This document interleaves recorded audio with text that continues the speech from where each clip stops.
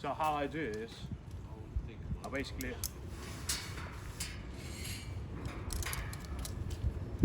I keep the handle facing out, and it's sort of closing to me like a mouth.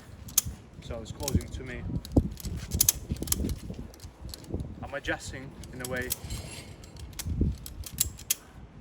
I can see through the hole. Just make sure all this strap is straight and nice.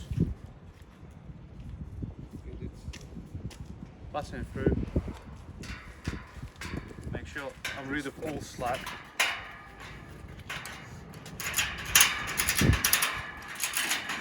Tighten it up.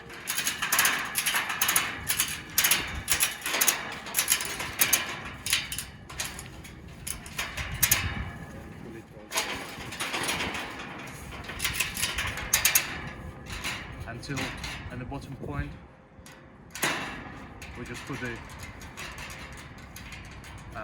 whatever fixer is that. What about is. the excess? Well, with this excess you can't do real much, you just leave it as it is really. But if it's a big one, you obviously rolling it, make it nice and neat and easy to undo. Yeah, that's all. Thank you.